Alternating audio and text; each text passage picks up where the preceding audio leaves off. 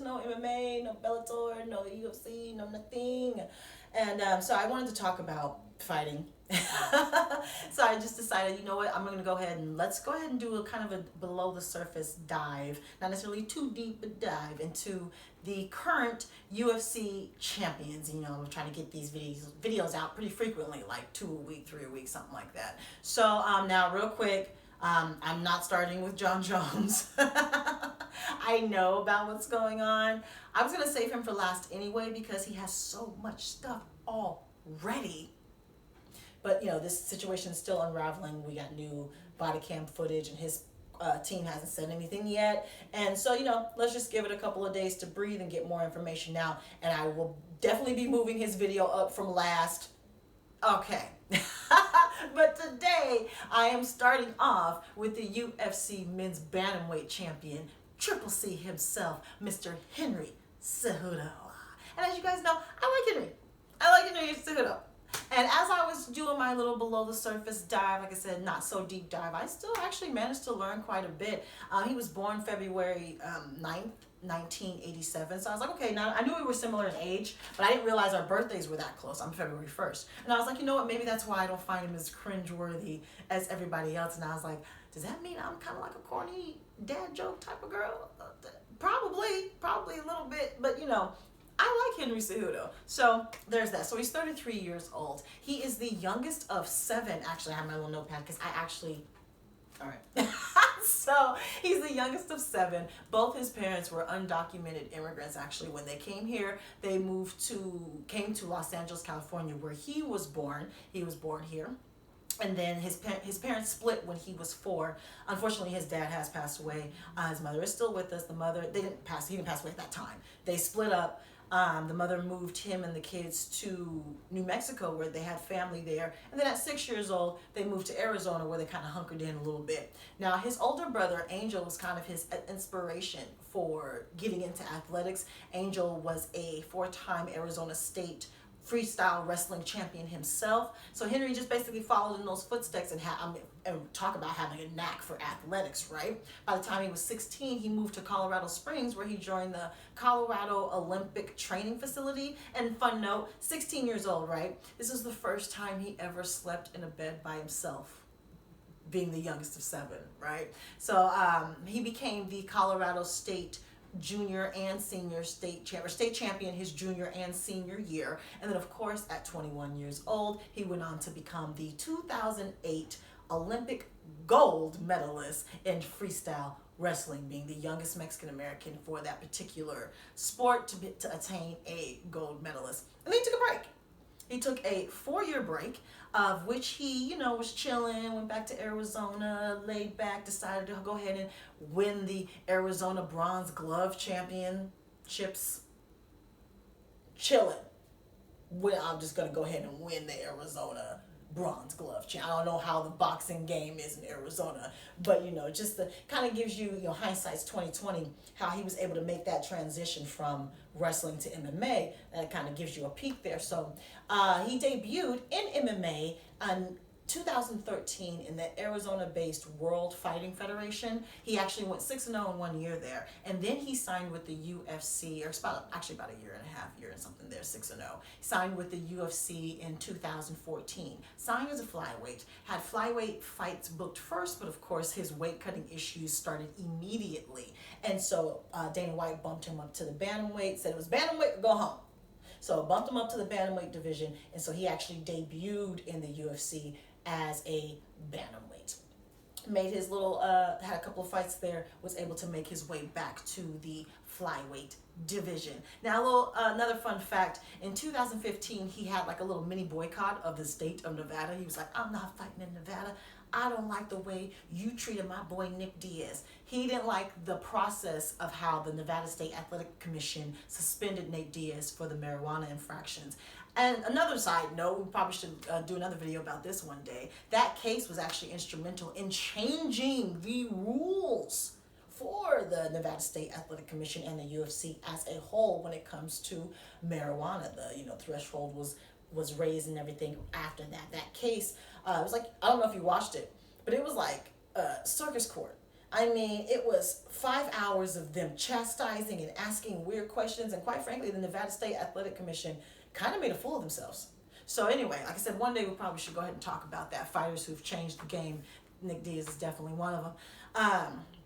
The reason why I say mini boycott is because he didn't stop his boycott because the rules were changed. No, the rules had not been changed when he stopped his boycott because he got offered a title shot at Demetrius Johnson in Las Vegas.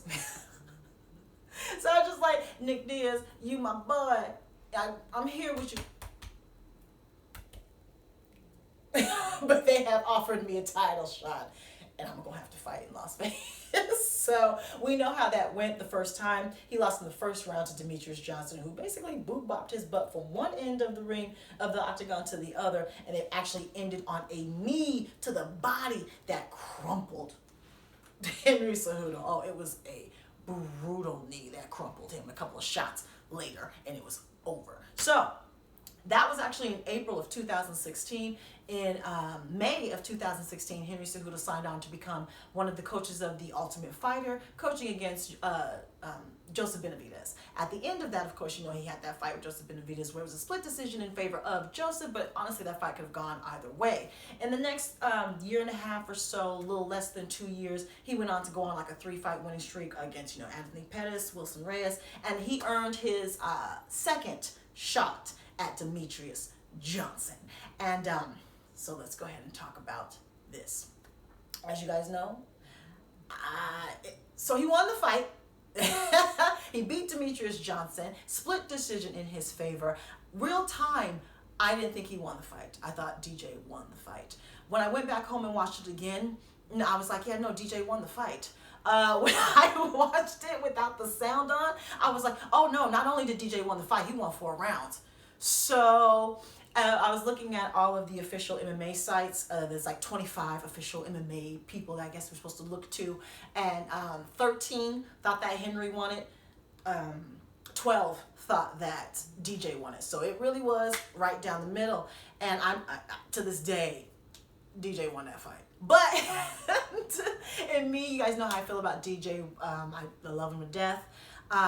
I think he was unfairly marketed in the UFC as this whole he's too small to this instead of look what he can do in spite of his size. So, but either way, that's how he was marketed. There wasn't a good fever for the flyweight division, and Henry winning the belt was a breath of fresh air. It was. It breathed new light into the division. All right. Shortly after that, he had his first title defense against TJ Dillashaw, who was the bantamweight champ at the time, who came down to try to get, 2 belts himself. Lost that in 35 seconds, I believe, 35 seconds. And some people will say that the stoppage was early, but this was not egregious like the Kutalaba fight, right? It was not crazy. This was one of those, if it went on for another 15 seconds, Henry probably would have won. Because, he dropped TJ, leg, crumpled him, dropped him. He was gonna win, but this was one of those better early than late situations. Again, not egregious. So he kind of, even though I didn't feel like he won against DJ, defending the belt against TJ, okay, you're the champ, right? So fast forward, check my notes real quick. Just fast forward. Oh gosh. Oh, he's one of 3 gold medalists in the UFC, by the way. For some reason, I don't know if I thought there was more or less. I don't know what I thought, but he's only one of 3, and the other 2 are actually not as known at all as he is. Anyway, all right, so 2019, June, he gets his shot to become double champ himself. And it's against someone who I still want my fighters to watch. This is for the vacant bantamweight championship because TJ, of course, popped for PEDs and got the belt stripped and all of that. So this is against Marlon Moraes, again, who is one of my fighters to watch. He was clearly bigger than Henry Cejudo. This was a testament, though, to why the flyweight division is unique. We are seeing a level of speed in that division that you have in no other division, male or female. Henry Cejudo is at the middle of the pack when it comes to speed in that division, but he was clearly faster than Marlon Moraes, who was one of the faster bantamweights. So just another, I like the flyweight division, it can't go anywhere. So Henry Cejudo was clearly faster than Marlon Moraes with hand speed and all of that, but it didn't matter. Henry Cejudo got his butt whooped in that first round. He got whooped. We're talking kicks to the face, dropping him. We're talking punches up, dropping him. We talking got him all up against the cage, don't hurt him, dropping him. We blood drawn, face swollen red. He got his butt whooped in this first round. It was a wonder he didn't go down. I mean, a testament to his true toughness. Second round comes, we're like, this is over. He's too short. He too little. He can't. Okay, this is over. Marlon Moraes made the mistake of not leaving a little something in the tank. You see, he didn't finish the guy. You might want to leave a little something in the tank. Marlon comes out in the second round, and he is clearly tired, clearly slower, clearly laboring. And Henry Cejudo just starts to push through. His initial attack of trying to like work his way into the wrestling, trying to have a jab, trying to beat up the front leg and all of that, wasn't really quite working. He was getting his butt whooped from the outside. So he was like, you know what? If I'm gonna lose, you gonna knock me out, because I'm gonna eat some to get some. And he just started moving forward. He just started moving forward. Of course, he had his guard up. He came in with punches, and Henry he's stronger than he looks. He's and of course, with that wrestling strength, his body weight, and because he was clearly faster, he was covering distance faster than him. And in that second round, he started to get that second win. Marlon started to fade. We make it into the third round, and then Henry just whooped Marlon's butt in the third round. He just came forward and just was bop, bop, uppercut, bop, bop. I mean, he did almost as much damage to Marlon in that half of that third round than Marlon did him in the whole first round. And then eventually TKO, loss, champ, and new. And it was this fight for me that I had liked Henry anyway.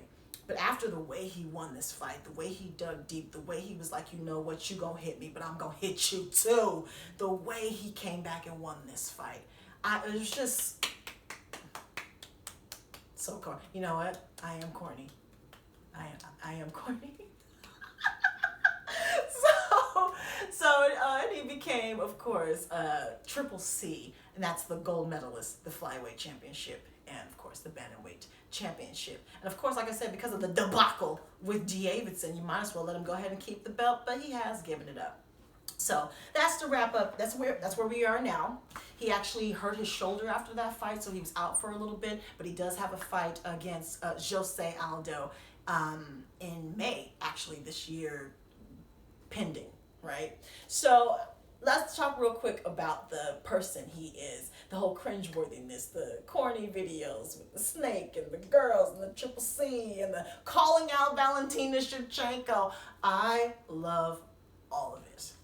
I love all that stuff.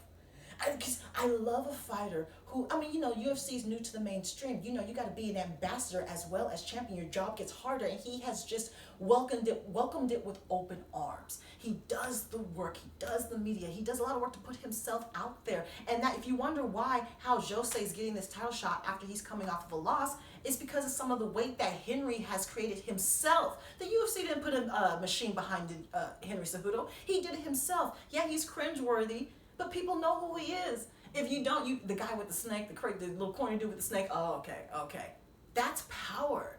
So he said, you know what, I know, Marlon, you won the fight, but seeing as how I already beat you, and Jose's a bigger name. And then Jose, because of the power he's accrued, because he's a name already, it's something that he has, I can't think of the word where you make the flower bloom.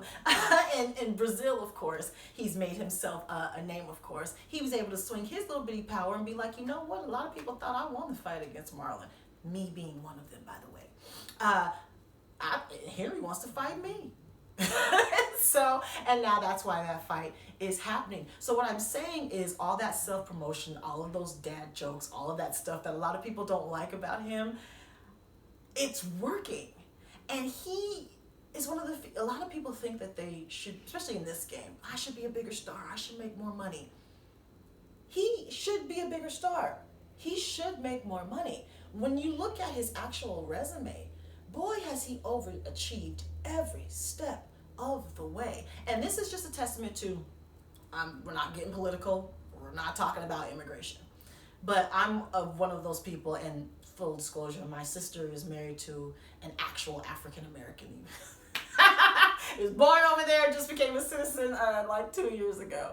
And seeing their journey, you know, my nephew's father's journey, it kind of did change my opinion a little bit. And I think Henry Cejudo is one of those examples. So yes, his parents were both undocumented, but boy, did he earn their keep tenfold. He gives back in his community. He's created dozens of jobs. Look at what he's done for our country. He's brought us a gold medal. Boy, has he been an asset to this country that we would not have gotten if his parents didn't somehow make it here. So I just say, everyone can't come in. But we can't keep everybody out either, right? Because we're going to miss out on that talent. You know, those assets. My sister's husband, they've come here. He's gotten a college degree, produced my nephew, bought a house, 2 cars. That's contributing to society. So I just say it to say, you know, we always hear about like the negative stories. Just to put out, Henry Cejudo is one of those positive immigration stories. He truly, truly is born here, great American athlete, right? So, all right. That's the end of my Henry Cejudo video. Please let me know what you thought. Please let me know if you learned anything new. Please let me know anything that I might have left out that you think is noteworthy. Let's go ahead and talk about it, how you feel about the man, whether you like him, don't like him. Oh, also, I know his cockiness, his conceit, I don't think it comes from actual vanity. I think it comes from someone who just has always had to try so hard, right? That's what I get from Henry. He's always trying so hard. So maybe that's why I don't think he's like this cocky, conceited asshole type thing that I see comments saying.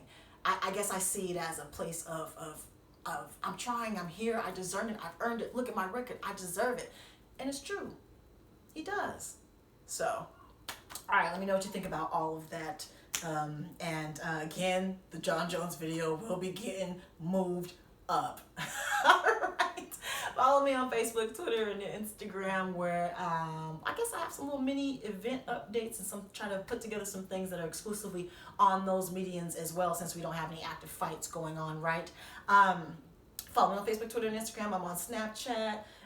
Subscribe, like, talk to me, take care, and bye.